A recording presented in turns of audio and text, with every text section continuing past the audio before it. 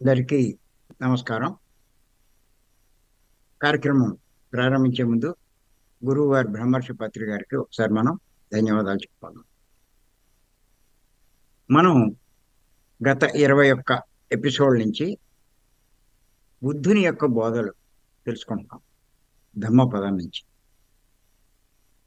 ఈరోజు 22వ ఎపిసోడ్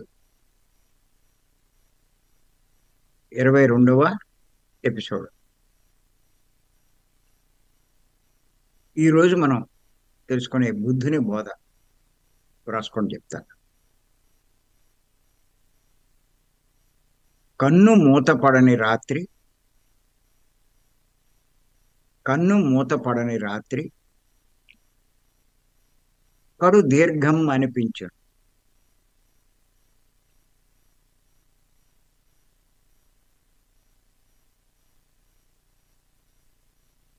అలసి సొలసి ఉన్నవాడు అడుగు ముందుకు వెయ్యలేడు. అలసి సొలసి ఉన్నవాడు అడుగు ముందుకు వెయ్యలేడు.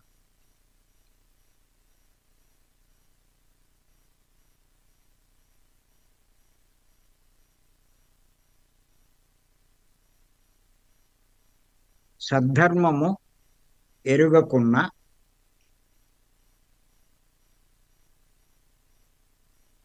సంసారం సాగరమే అవుతుంది.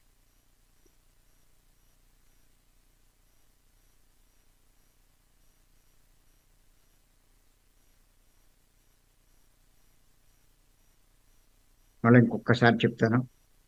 కన్ను మూతపడని రాత్రి కడు దీర్ఘం అనిపించెను. అలసి సొలసి ఉన్నవాడు అడుగు ముందుకు వెయ్యలేడు. సద్ధర్మము ఎరుగకున్న సంసారము సాగరమే అవుతుంది. బుద్ధుని యొక్క అద్భుతమైన బోధ. ఏది తీసి పడేసేది కాదు. ప్రతిదీ ఆలోచించవలసింది, ప్రతిదీ అవగాహన చేసుకోవాల్సిందే, ప్రతి బోధ ఆచరించవలసిందే. ఆ బోధకు అనుగుణంగా మనలో మార్పులు తెచ్చుకోవాల్సిందే.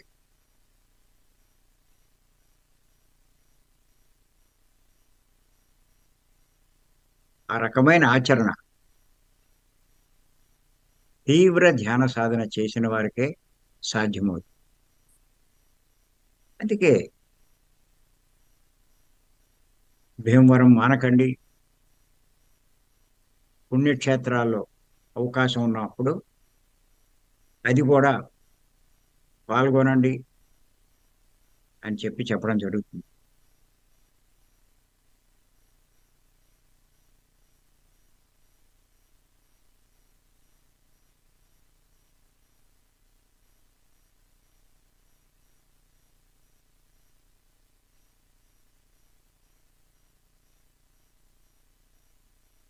చేత బుద్ధుని యొక్క ఈ బోధ గురించి కొంచెం వివరంగా దాని యొక్క అంతరార్థం తెలుసుకుందాం. కన్ను మూతపడని రాత్రి కడు దీర్ఘం అనిపించను. అంటే రాత్రి నిద్ర పట్టలేదనుకోండి, ఎవరికైనా ఎప్పటికీ తెల్లారదు. అది పావుగంటకి అరగంటకి టైం చూస్తాడు. ఇంకా చాలా టైం ఉంటుంది. అరే, ఇంతసేపు పడుకున్నాను ఇంకా తెల్లారలేదే అనుకుంటాడు.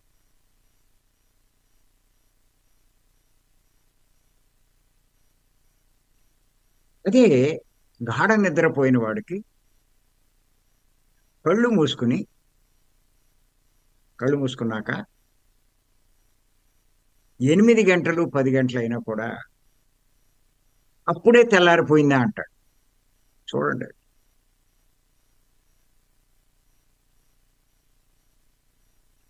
కలత నిద్రకి గాఢ నిద్రకి ఉన్న తేడా.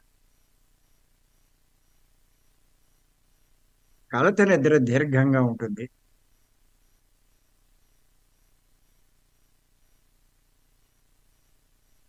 గాఢ నిద్ర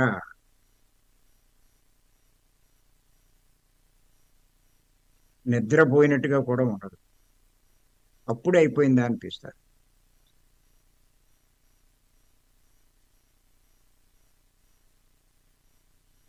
మరి ఎవరికి కన్ను మూతపడదు, నిద్ర పట్టదు అంటే, ఎవరైతే అశాంతితో ఉంటారో,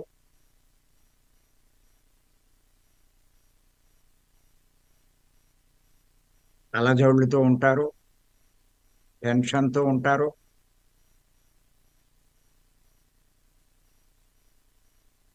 రకరకాల సమస్యలతో సతమతమవుతూ ఉంటారు.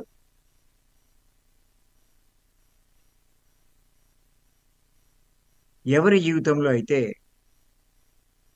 తట్టుకోలేని సంఘటనలు జరుగుతూ ఉంటాయో వారికి నిద్ర పడదు.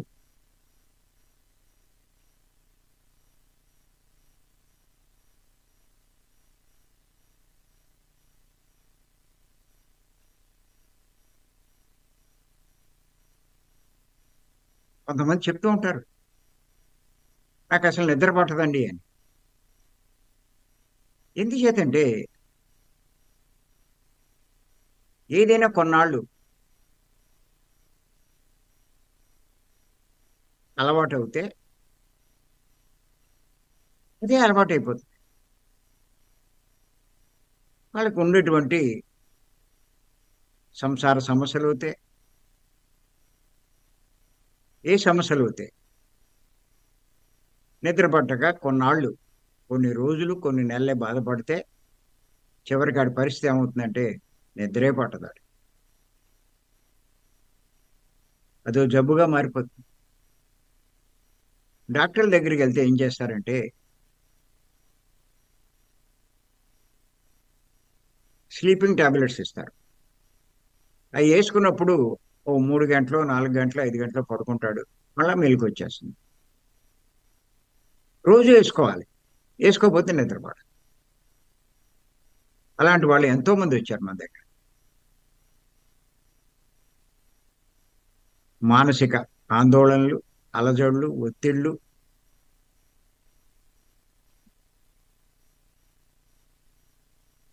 ఈ నిద్రలేమికి కారణం.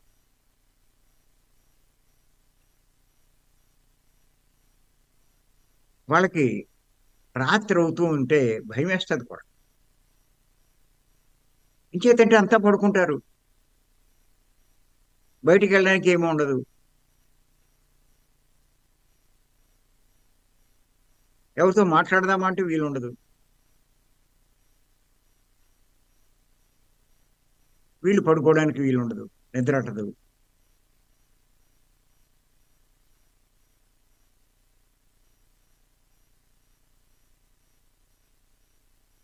ఏం చేయాలో తెలీదు.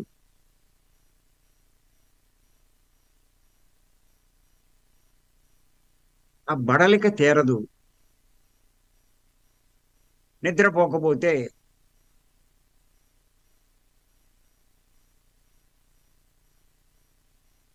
రిలాక్స్ అవ్వలేరు.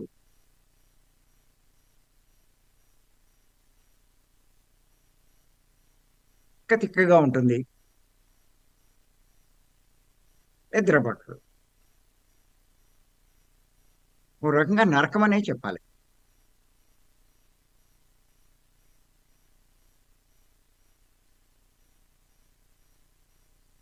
అలా ఉంటుంది. ఎవరికి అంటే కన్ను మూతపడని వారికి ఆ రాత్రి, ఒక రాత్రి ఒక సంవత్సరంలా గడుస్తుంది.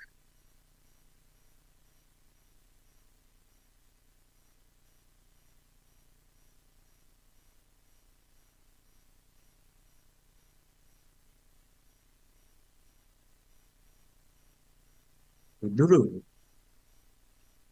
ఆయన సందేశాలన్నీ కూడా, బోధలన్నీ కూడా, ఏ సందేశం మనకి ఇచ్చినా అర్థం అవ్వడానికి దానికి అనుగుణమైనటువంటి ఉదాహరణ కానీ ఉపమానం కానీ ఆయన చెప్తూ ఉంటారు.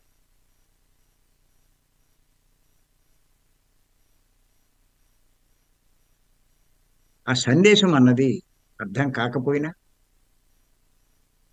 ఆ ఉపమానం వల్ల ఆ సందేశాన్ని మనం బాగా అర్థం చేసుకోగలుగుతాం.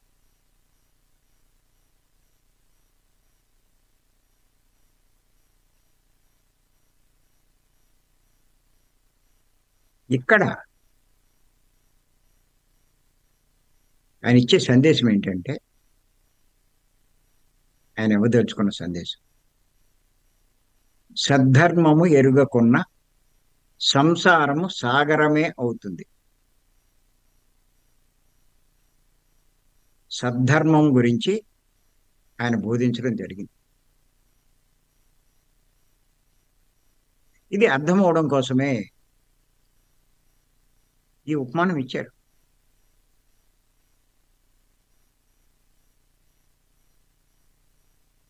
ఆయన ఇచ్చిన సందేశం యొక్క అర్థం కూడా తెలుసుకుంది.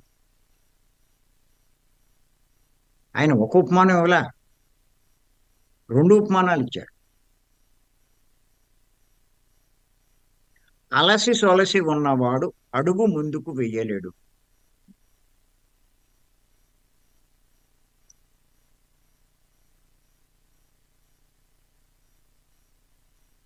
చూడండి, కొంతమంది ఇప్పుడు తిరుమలకు కానీ అయ్యప్ప కొండకు కానీ లేకపోతే అమ్మవారి దీక్షలు తీసుకున్న వాళ్ళు కానీ ఇంకా ఎంతో మంది నడిచి వెళ్తూ ఉంటారు. ఎంత దూరం నడవగలడు? నడవగలిగినంతసేపు, ఒప్పుకున్నంతసేపు నడుస్తారు. ఇంకా అలసిపోయినప్పుడు ఏమంటాడంటే, నా వల్ల కాదు, నేను ఇంక అడుగు వేయలేను, నేను ఇక్కడే పడుకుండిపోతాను అని చెప్పంటాడు. వాడికి కూడా వచ్చేవాళ్ళు పర్వాలేదు, కొంచెం ఎదరికెళ్ళి అక్కడ రెస్ట్ తీసుకుందామన్నా కూడా నా వల్ల కాదు, నేను అసలు ఒక్క అడుగు కూడా వేయలేను, మీరు వెళ్తే వెళ్ళండి, నేను మటుకు ఇక్కడ ఉండిపోతాను అంటాడు. ఎందుకన్నాడు వీడు? అంతలా అలసిపోయాడు. వాడి కాళ్ళు వాడి స్వాధీనంలో లేవు, వాడి శరీరం వాడి స్వాధీనంలో లేదు, వాడి మనసు వాడి స్వాధీనంలో లేదు. అంతలా అలసిపోయినాను నేను, ఇంద్రియాలన్నీ కూడా.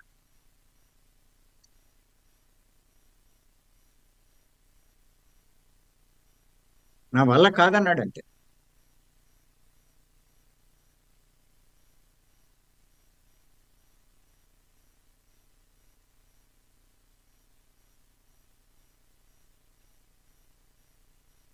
నిద్ర పట్టని రాత్రి,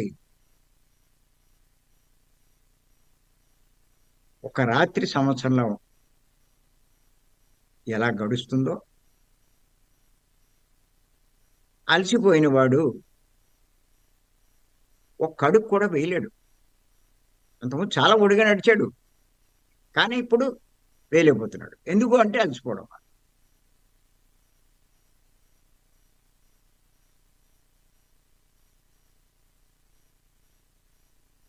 అలాగే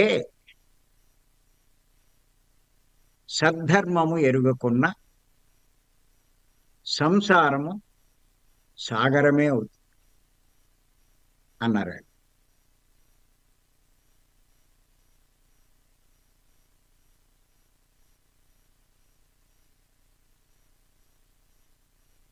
సంసారాన్ని సాగరంతో పోల్చారు ఇక్కడ.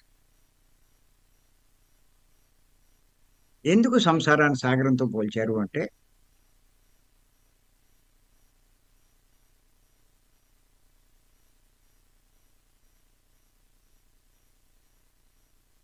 సాగరంలో పడవలో ప్రయాణించుతున్నాడు, పడవ మునిగిపోయింది. ఇప్పుడు ఏం చేయాలి వీడు? ఈత కొట్టాలి. వాడికి ఈతొచ్చు, ఈత కొడుతున్నాడు. సాగరంని ఈదడం అంటే అంత తేలిక. ఓ నదిని ఈదొచ్చు, ఓ చెరువుని ఈదొచ్చు, ఓ సరస్సుని ఈదొచ్చు. సాగరాన్ని ఎలా ఇస్తారండి ఇటు? ఎంత ఈదినా ఒడ్డు చేరలేడు. అంత పెద్దది సాగరం. భూమి మీద భూమి నీటి శాతం తీసుకుంటే నీటి శాతం మూడొంతులు ఉంటుందంట భూమి శాతం కంటే. అంత పెద్దది సాగరం.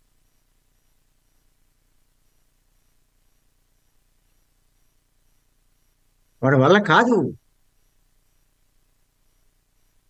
దరికి చేరలేడు.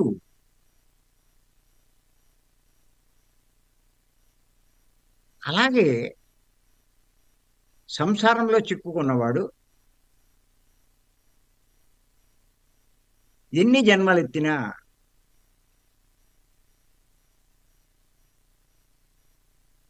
వాడు లక్ష్యాన్ని సాధించలేడు. ఓ జన్మంతా కష్టపడతాడు పొద్దున్నుంచి సాయంకాలం దాకా. ఆడోళ్ళు కష్టపడతారు, మగోళ్ళు కష్టపడతారు. ఇప్పుడు పొద్దునుంచి సాయంకాలం దాకా గొడ్డి చాకరీ చేస్తుంది. వంటలు చేస్తుంది, బట్టలు ఉతుకుతుంది, ఇల్లు శుభ్రం చేస్తుంది, అంట్లో అన్ని తోముతూ ఉంటుంది, పిల్లలకి అన్ని చూస్తుంది, మూడుకు కావాల్సిన అన్ని సర్దిస్తూ ఉంటుంది. మొత్తం మీద రాత్రి అయ్యేసరికి అలసిపోతుంది. అమ్మయ్య అనుకుంటారు పాపం. కళ్ళు మూస్తుంది. ఇలా కళ్ళు మూసిందో లేదో మళ్ళా తెల్లారిపోతుంది. మళ్ళా మామూలే. అలా ఎన్నాళ్ళు బతికున్నంత కాలం అలా పాటు పడుతూనే ఉంటారు.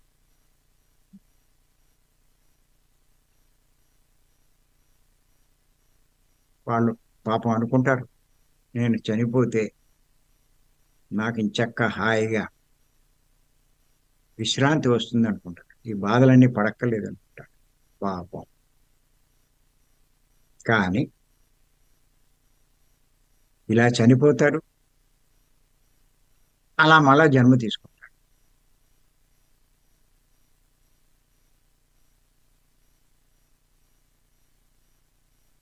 మళ్ళా పాటలు పడతారు. అమ్మాయి మళ్ళీ చనిపోయి అమ్మాయి అనుకుందాం అనుకుంటారు. కానీ మళ్ళా జన్మ తీసుకుంటారు. కృష్ణుడు చెప్పాడు కదా, పుట్టినవాడు గిట్టక మాడు, గిట్టినవాడు పుట్టక మాడు. మళ్ళా జన్మించాక ఆ భార్య, ఆ భర్త, వాళ్ళు ఆ భార్య అంటే వాళ్ళే అని కాదు. మొత్తం మీద భార్య ఉంటుంది, భర్త ఉంటుంది, భర్త ఉంటాడు, పిల్లలు ఉంటారు, బంధువులు ఉంటారు, సంసారం ఉంటుంది. మళ్ళీ అన్నీ మామూలే. ఇలా ఎన్ని జన్మలు ఎత్తినా జన్మలు వస్తూనే ఉంటాయి. అంతం కనపడదు.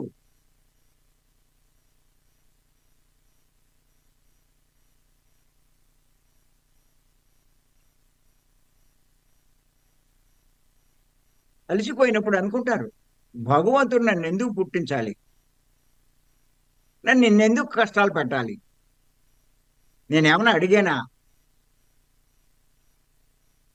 అని అడుగుతూ ఉంటారు.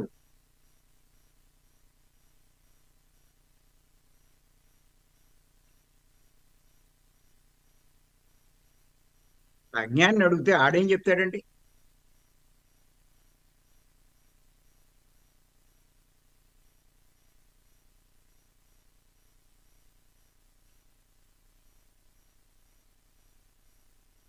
ఇదంతా ఎందుకు జరిగింది? బుద్ధుడు చెప్తున్నాడు, నువ్వు సద్ధర్మం అంటే ఏంటో తెలుసుకోలేదు, దాన్ని పాటించలేదు, దాన్ని అనుసరించలేదు.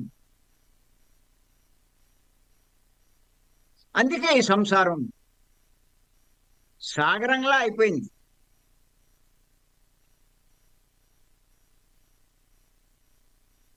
అంతా కనబడట్లేదు.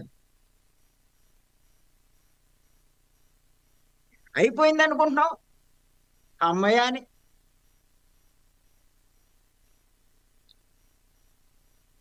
మళ్ళీ వెంటనే వచ్చేస్తున్నావు భూమి మీద. మళ్ళీ మామూలే.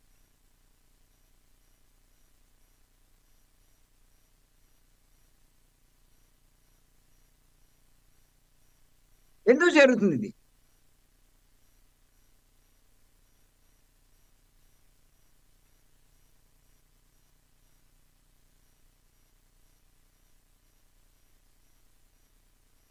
ఇటువంటి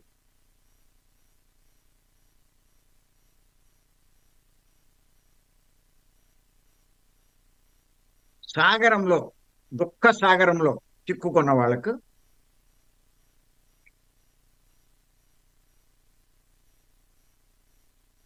సద్ధర్మం అనే తెప్ప దొరికితే తీరాన్ని చేరుకుంటాడు.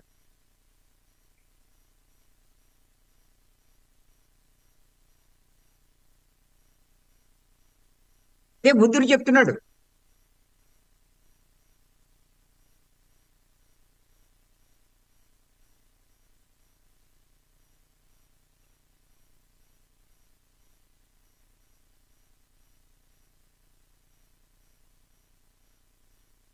ఏంటి సద్ధర్మం? ధర్మం అనలేదైనా, సద్ధర్మము అన్నాడు.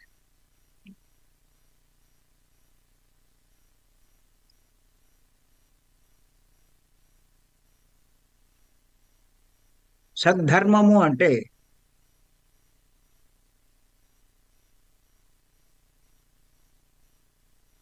సృష్టికర్త ఏర్పాటు చేసిన ధర్మము.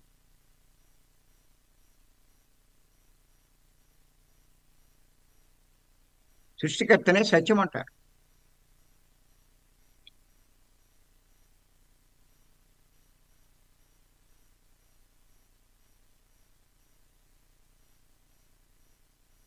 ఆ సత్యము యొక్క ధర్మం.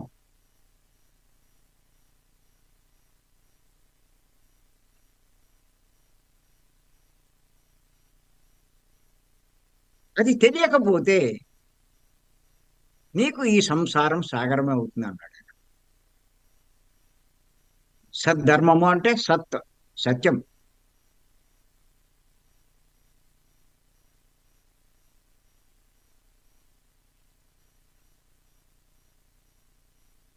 పత్రిక చెప్పారు స్పష్టంగా ధర్మం అంటే ఏమిటి అన్నదానికి.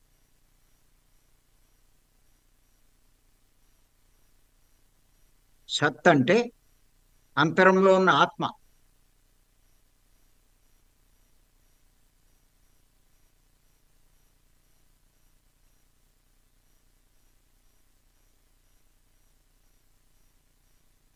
సత్ అంటే అంతరంలో ఉన్నటువంటి ఆత్మ. పత్రిక చెప్తారు ధర్మం అంటే నిర్వచనం.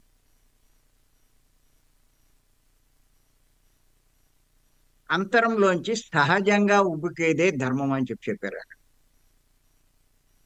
వాళ్ళు చెప్పింది వీడు చెప్పింది అయ్యేం ధర్మం కాదు. ఎంత అద్భుతంగా ఇచ్చారు ధర్మానికి నిర్వచనం. అంతరంలోంచి సహజంగా పైకి ఉబికేదే ధర్మం అని చెప్పి. అంతరంలో ఏముంది? ఆత్మ, సత్యము.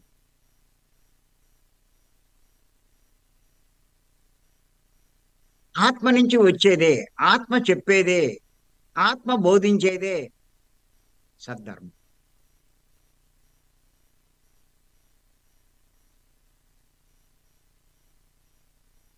అది ఎరగకున్నా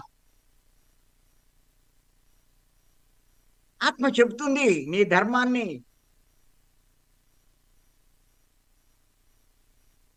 అది తెలుసుకోకపోతే, అది ఆచరించకపోతే నువ్వు సద్ధర్మాన్ని పాటించినట్టే.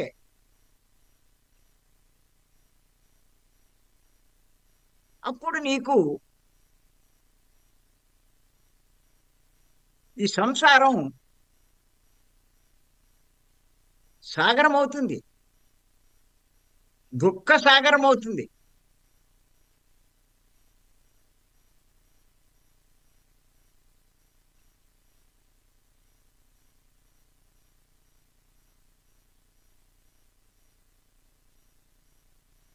ఒక ఎగ్జాంపుల్ చెప్తాను. ఎలక్షన్లో మీకు డబ్బులు పంచిపెడుతూ ఉంటారు, 2,000 3,000. నలుగురు 5 ఉన్నారు ఇంట్లో, ఓ 15,000 20,000 వస్తాయి. 20,000 వస్తూ ఉంటే ఇది ఒకడిస్తే, 3 పార్టీ వాళ్ళు ఇస్తే 60,000 వస్తుంది. మీకేమనిపిస్తుంది? 60,000 వస్తుంటే కాదన్నం ఎందుకు? తీసుకోవాలనిపిస్తుంది, తీసుకుంటారు. కానీ ఈ లోపల నుంచి సత్యము, అంతరాత్మ మీకు చెప్తుంది అలా మనం తీసుకోకూడదు, వాళ్ళ ప్రలోభాలకి మనం లొంగకూడదు, అది అధర్మము అని చెప్పి చెప్తూనే ఉంటుంది.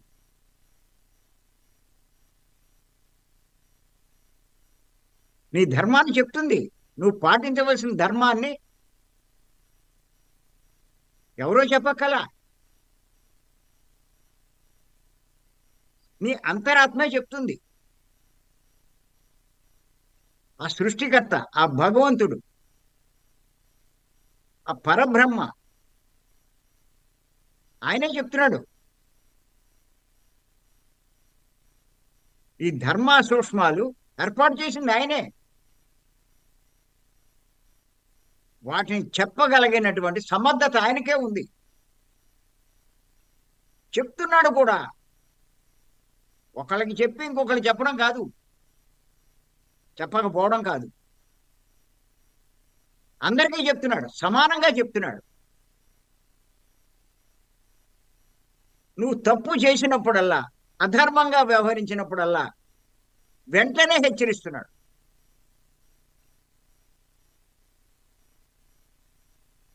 అది మనకు తెలియట్లేదు, పాటించట్లేదు.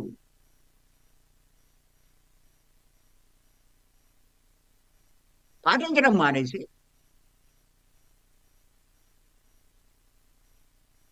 ఏంటో అనండి సంసారం అర్థం కావట్లేదు. ఓ కష్టం పోయిందంటే మళ్ళీ ఇంకో కష్టం వస్తుందండి. విసుగొచ్చేస్తుందండి సంసారం. భర్తతో గొడవలు, భార్యతో గొడవలు, పిల్లలతో గొడవలు, అత్తమామలతో గొడవలు, బంధువులతో గొడవలు, ఏంటో.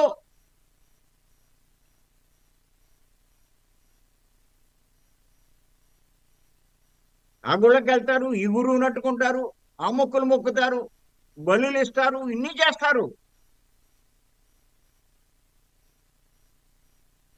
కానీ వీళ్ళకి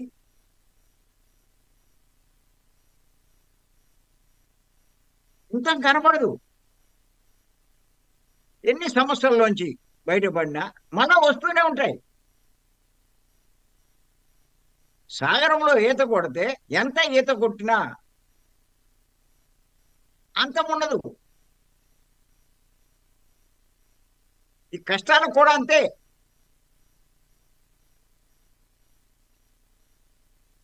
కష్టం పోవడానికి చూస్తారు. ఈ కష్టం ఎందుకు వచ్చింది? ఎందుకు వచ్చింది? నువ్వు సద్ధర్మం పాటించలేదు, ఆత్మ బోధించిన ధర్మాన్ని నువ్వు పట్టించుకోలేదు, నిర్లక్ష్యం చేసావు.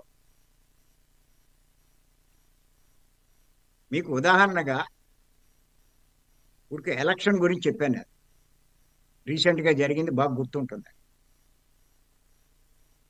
అలా ఎన్నో విషయాల్లో మనం ఏమాత్రం తప్పు చేసినా, ధర్మ విరుద్ధంగా ప్రవర్తించినా అంతరంలోని ఆత్మ ఘోషిస్తూనే ఉంటుందండి. ఘోష అని ఎందుకన్నారంటే ఆత్మఘోష ఒకసారి చెప్పదు, చాలా సార్లు చెప్తుంది.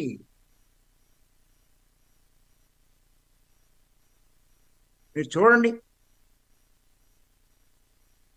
అది పాటించకపోతే లోపల మీకు బాధ కలుగుతుంది. ఒక రోజో 2 రోజులో 3 రోజులో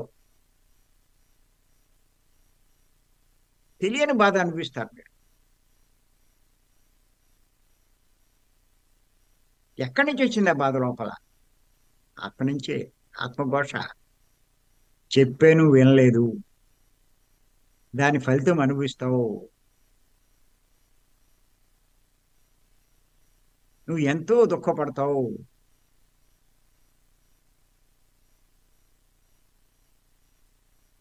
అటువంటి బాధ పడకూడదనే నీకు చెప్పాను, అయినా నువ్వు వినలేదు. అది నీకెంతో నష్టం కలిగిస్తుంది. ఆశపడ్డావు.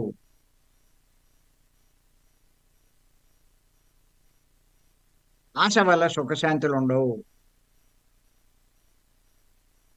ధర్మం పాటించిన వాడికే సుఖశాంతులు ఉంటాయి అని ఎంత చెప్పినా మనకు అర్థం కాలేదే. ఏం చేస్తుంది ఆత్మ? బాధపడడం తప్ప. అలా ఎవడైతే ఆత్మని ఘోషింప చేస్తాడో, ఎంత ఎక్కువ చేస్తాడో, వాడి జీవితం అంతా కష్టాలే. ఎందుకో నాకు ఇలా అయిపోయింది అంటాడు. అధర్మంగా ఎందుకు తీసుకున్నావు?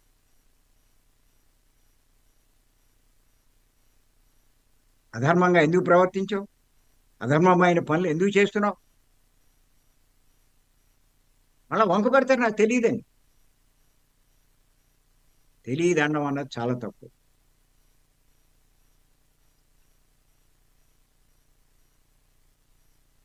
అంతరాత్మ చెప్తూనే ఉంటుంది.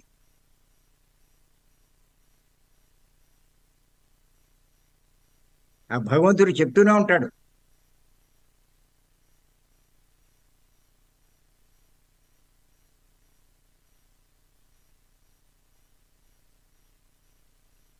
ఆ సమస్య కాదు.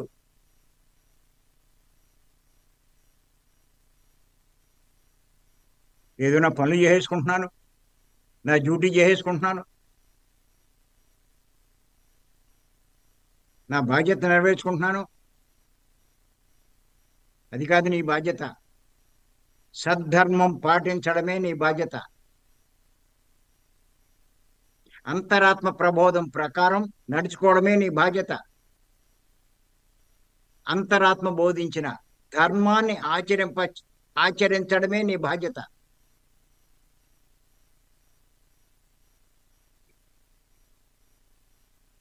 లేకపోతే నీ జీవితం, నీ సంసారం సాగరమే అవుతుంది, దుఃఖ సాగరం అవుతుంది.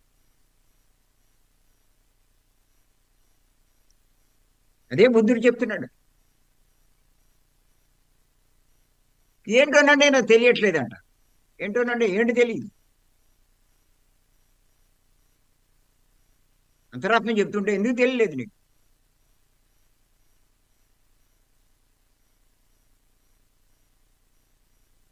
నువ్వు ఏ తప్పు చేసినా వెంటనే లోపల నుంచి నీకు హెచ్చరిక వస్తుంది.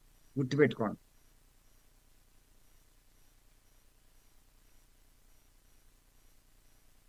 నీది కానిది, ఇతరులకు సంబంధించిన గడ్డి పరక నువ్వు తీసుకున్నా నీకు వెంటనే హెచ్చరిక వస్తుంది.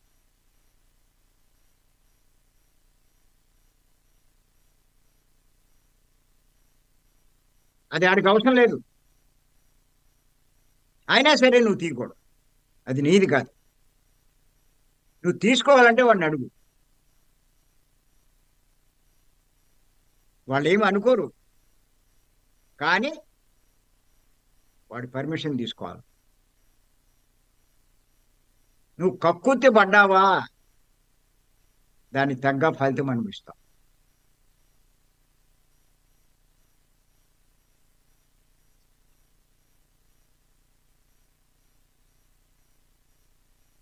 నాకు ఇలాంటి అనుభవాలు ప్రారంభంలోనే అయినాయి.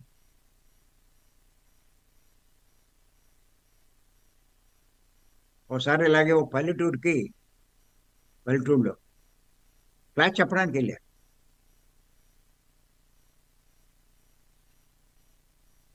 వాళ్ళు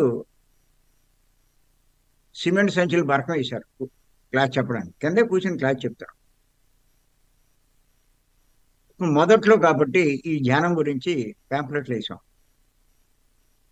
కొన్ని ప్యాంప్లెట్లు పట్టుకెళ్ళండి. అక్కడ ఉన్నవాళ్ళు 20 మంది 25 మంది, అప్పుడు ఎంతమంది ఉండేవారు, 15 మంది అలా ఉంటారు. వాళ్ళకి ఇచ్చి ఇంకా కొన్ని ప్యాంప్లెట్లు మిగిలి నా ఎదురుగుండా పెట్టుకుని క్లాస్ చెప్తున్నా. ఈ లోపల ఫ్యాన్ గాలికి నేను ఎదురుగుండా పెట్టుకున్న ప్యాంప్లెట్ ఎగిరిపోతున్నాయి. ఒకటి 2 సార్లు పట్టుకుని అలా పెట్టాను, కానీ ఆ గాలికి అది ఆగట్లా. ఇంకా లాభం లేదని చెప్పి ఏం చేశానంటే, ఆ కింద బరకంలో, నేను కూర్చున్న బరకంలో ఒక ఈసు బయటికి లాగా దారం, అది లాగి దాన్ని చుట్టాను. చుట్టి ముడేసి అక్కడ పెట్టాను. ఇప్పుడు సెట్ అయింది అది. ఇప్పుడు ప్యాంప్లెట్లు ఏమి ఎగరట్లా. అక్కడ సెట్ అయింది, కానీ బయట చూస్తే అక్కడ సెట్ అయింది. లోపల అలజడి మొదలైంది. ఆ లోపల నుంచి ఆయన చెప్తున్నాడు, ఆ ఈస్ ఎందుకు లాగేవాడిని, ఆ ఈస్ ఎందుకు లాగావు అంటే,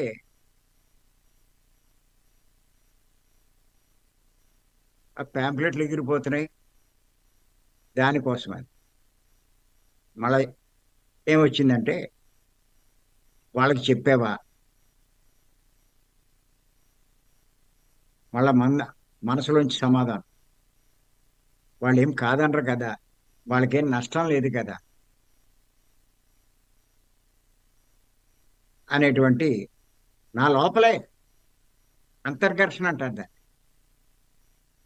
మనసుకి ఆత్మకి ఘర్షణ. మనసు సర్ది చెప్తుంది, ఆత్మ ఒప్పుకోవట్లేదు. ఏదేమైనా అది చెప్పాలి, నువ్వు ఎందుకు చెప్పలేదు. ఈ ఘర్షణ ఆగట్లేదు. క్లాస్ ఓ పక్క నుంచి చెప్తున్నాను, లోపల ఓ పక్క నుంచి ఈ ఘర్షణ ఆగట్లేదు. ఇంకా నాకు ఇబ్బంది అయింది, తట్టుకోలేకపోయాను ఆ ఘర్షణ.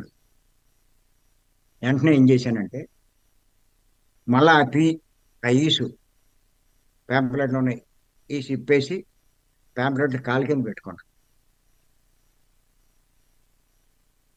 అప్పుడు లోపల ఆగింది.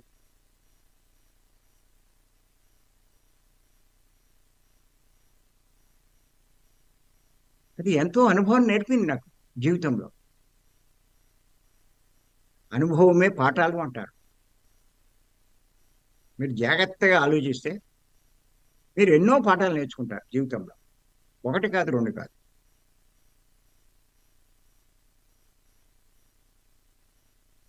నేర్చుకోవాలి కూడా. నేర్చుకోవడానికే జీవితం.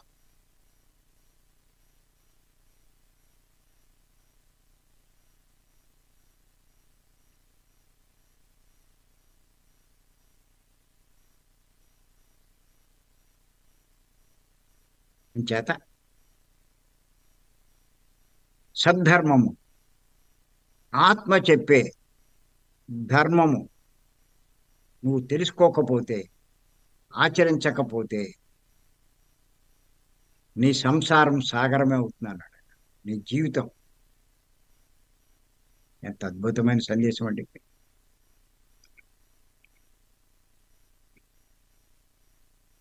మీకు ఇంకా అనిపించవచ్చు, సద్ధర్మం కాకుండా ఇంకేమైనా ధర్మాలు ఉన్నాయా?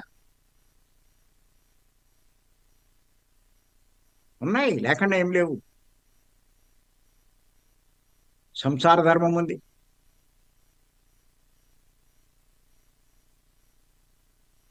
కుటుంబ ధర్మం ఉంది, కుల ధర్మం ఉంది, మత ధర్మం ఉంది, ప్రాంత ధర్మం ఉంది, దేశ ధర్మం ఉంది. ఎన్నో ధర్మాలు ఉన్నాయి.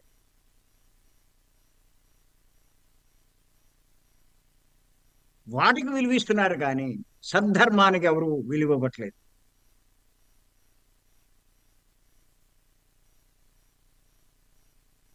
సంసార ధర్మం, భార్యకి భర్త గౌరవం ఇవ్వాలి, భర్తకి భార్య గౌరవం ఇవ్వాలి.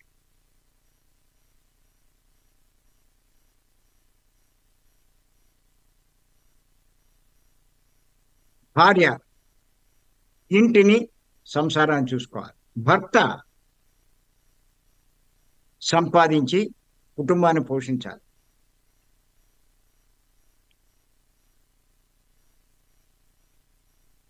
భార్య కోరిక తీర్చడం భర్త ధర్మం, సంసార ధర్మం. భర్త కోరిక తీర్చడం భార్య ధర్మం. ఈ సంసార ధర్మాలు. కుటుంబ ధర్మాలు, పిల్లలు రెక్కలు వచ్చేదాకా, అంటే వాళ్ళ కాళ్ళ మీద వాళ్ళు నిలబడేదాకా, వాళ్ళు ఉద్యోగం చేసుకుని లేకపోతే ఏదో ఒకటి చేసుకుని వాళ్ళకు వాళ్ళు బతకగలిగేదాకా పోషించడం తల్లిదండ్రుల ధర్మం.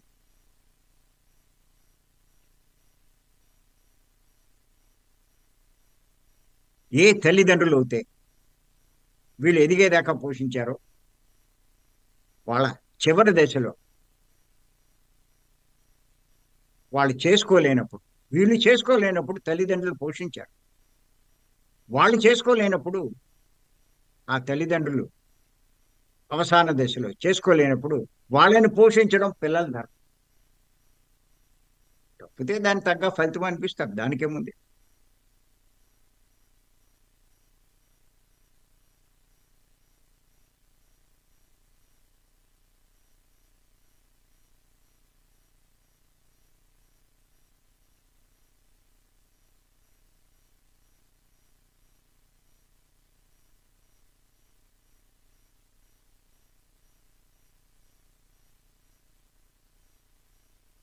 తల్లి తండ్రి, ఓ తండ్రి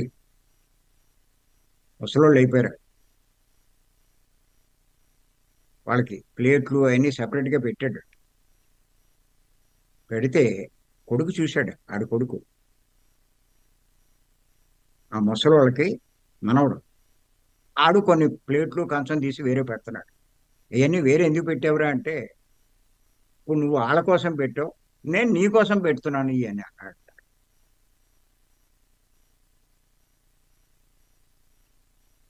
అర్థం చేసుకోండి. నువ్వు తల్లిదండ్రులను అలా చూస్తే నీ పిల్లలు నిన్ను అలా చూడరా.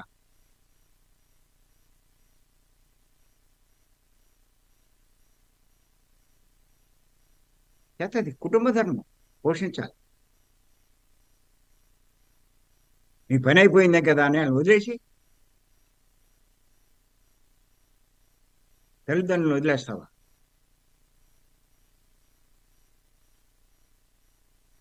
కుటుంబ ధర్మం. కుల ధర్మాలు కొన్ని ఉంటాయి, ఏ కులానికి కాపాడు. కులాచారాలు వేరే ఉంటాయి, పెళ్ళిళ్ళు కానీ ఫంక్షన్లు కానీ దాని ప్రకారం ఆచరించడం అది.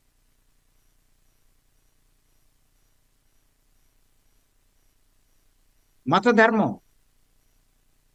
మత పెద్దలు ఏర్పాటు చేసినటువంటి కొన్ని ధర్మాలు ఉన్నాయి.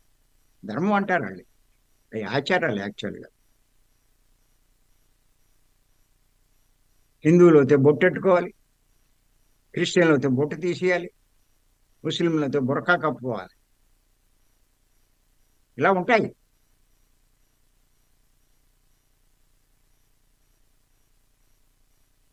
భోజనం చేసేటప్పుడు హిందువులు కుడివైపు కలుపుకుంటారు, అదే ముస్లింలు అయితే ఎడమవైపు కలుపుకుంటారు. హిందువులు అయితే ఎవరి కంచం వాళ్ళు పెట్టుకుని తింటారు. ముస్లింలు అయితే పెద్ద ప్లేట్ పెట్టి ఓ 20 మంది చుట్టూ కూర్చుని అందరూ ఒకటే ప్లేట్లో తింటారు. వాళ్ళు మతాచారాలు ధర్మం అనుకుంటారు. అలా చేయకపోతే పాపం అనుకుంటారు. అలాగే ఒక్కో ప్రాంతంలో ఒక రకంగా ఉంటుంది ఆచారాలు. ఎన్నో చూస్తున్నాం మనం. యూట్యూబ్లో చూడండి, ఎన్నో రకాల తెగలు ఉన్నాయి ఎక్కడికక్కడ.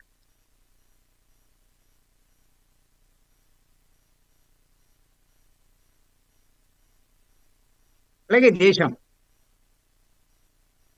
ఆచారాలు వేరు.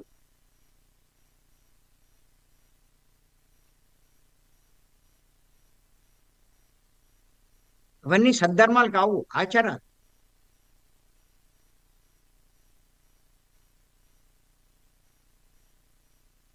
ఆచారాలు పాటించకపోయినా ప్రకృతి నిన్నేం శిక్షించదు.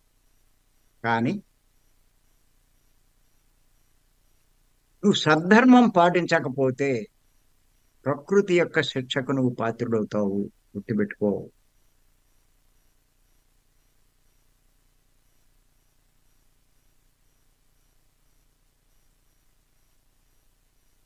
నీ సంసారం దుఃఖ సాగరం అవుతుంది. ఈదలేవు, బతకలేవు. ఏమి అర్థం కాదు, అయోమయంలో పడిపోతావు. అందుకే చెప్పాడండి బుద్ధుడు, జీవిత సారాన్ని గ్రహించి బోధించాడండి. ఒక్కొక్క బోధ ఆషామాషి కాదండి ఆయన చేసే బోధ. ఉపమానాలతో చెప్పాడండి. కన్ను మూతపడని రాత్రి కడు దీర్ఘం అనిపించాను. ఎన్నో సంవత్సరాలు గడిచినట్టు ఉంటుంది ఆడికి.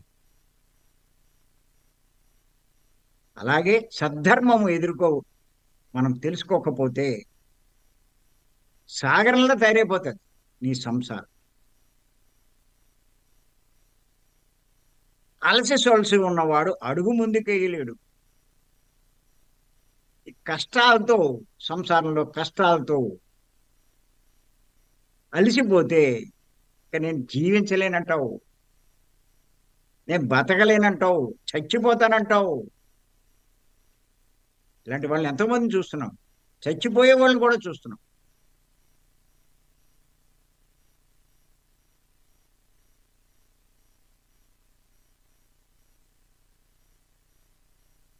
చేత మరి అంతరాత్మ బోధించే ఆ ధర్మం పాటించాలి అంటే ఎవరు పాటించని పట్ల, మనసు పాటించని పట్ల, అంతరాత్మ చెప్పే ధర్మాన్ని పాటించకుండా చేసేది ఎవరు? మనసు. మరి ఇప్పుడు నువ్వేం చేయాలి ఈ సద్ధర్మం పాటించాలి అంటే? మనసు యొక్క ప్రాముఖ్యం తగ్గించు. మనసు ప్రాముఖ్యం తగ్గే కొద్దీ అంతరాత్మ ప్రాముఖ్యం పెరుగుతుంది. నీకు స్పష్టంగా అర్థమవుతుంది, వెంటనే పాటిస్తావు.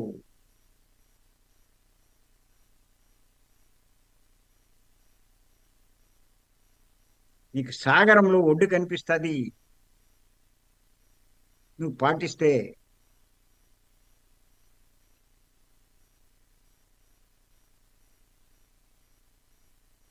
ఏం చేయాలి మరి దానికోసమేనండి 20 సంవత్సరాల నుంచి ఇంత పాటు పడుతున్నామే నేను మేడము. మీ అందరికీ మనసు యొక్క ప్రాముఖ్యం తగ్గించడానికి ఎంతో స్ట్రిక్ట్గా మేము దుబ్బులు తింటూ మీ చేత సాధన చేస్తున్నాం, ఆ నియమాలు చెప్తున్నాం, ఆ బోధలు చేస్తున్నాం.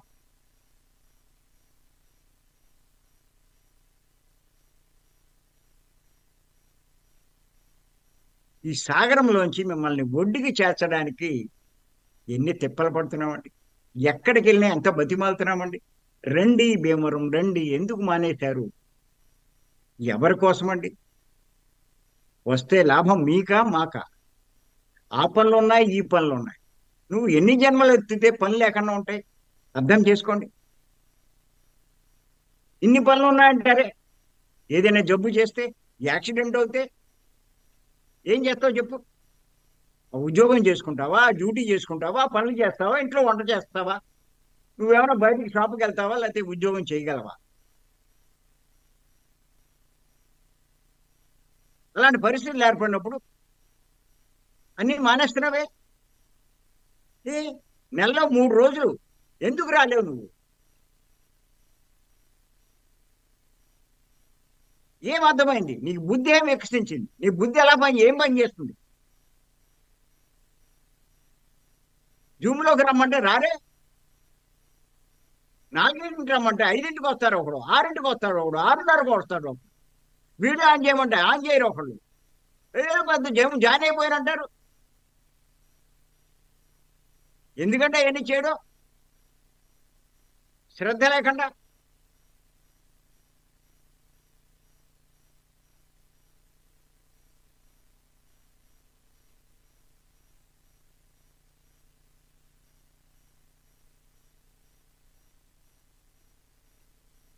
వంట చేసుకున్నానంటారు. ఏ జనంలో కూర్చోముందే చేసుకోవచ్చుగా.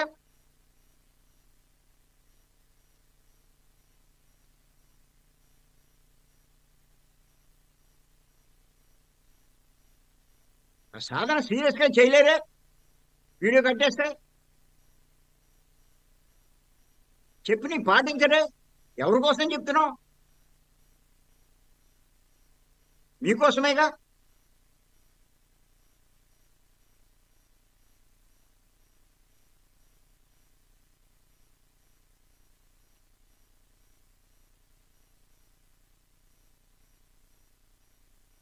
మొదట్లో బాగానే ఉంటారు, మెల్లిగా గాడి తెప్పేస్తారు. కొంచెం గాడి తప్పితే, గాడి తప్పడం బాగా అలవాటైపోయింది.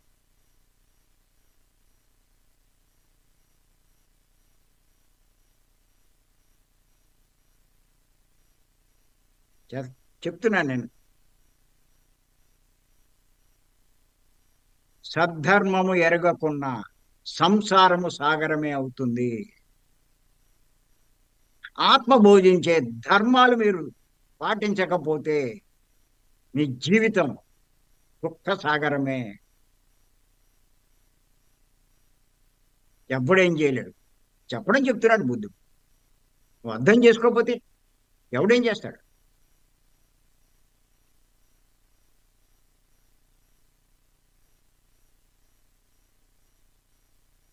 ఇప్పుడైనా సరే కాస్త శ్రద్ధ పెట్టండి.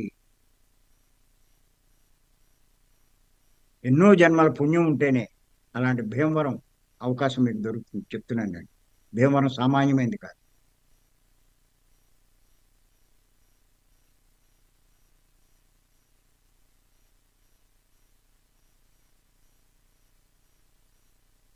పత్రి గారు నిష్క్రమించిన ప్రకృతి మమ్మల్ని ఇద్దరిని హైలైట్ చేసింది.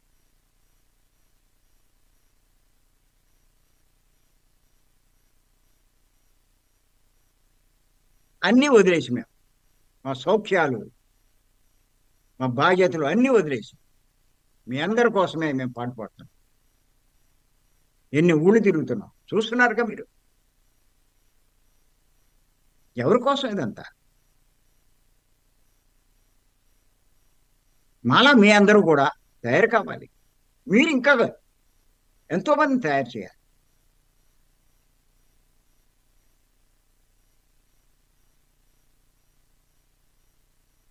పత్రి గారు ద్వారా మేము ఇంత జ్ఞానం సంపాదించుకున్నప్పుడు మేము అనుకునేవాళ్ళం ఆయన రుణం మేము అలా తీర్చుకోవాలి. ఇప్పుడు మాకు అర్థమైంది. ఆయన రుణం తీర్చుకోవాలంటే ఆయనకి ఏదో ఇవ్వడం కాదు, ఆయన మమ్మల్ని తయారు చేసినట్టు మేము మరికొంతమందిని తయారు చేయాలి. అప్పుడే ఆయన రుణం మేము తీర్చుకున్నాం.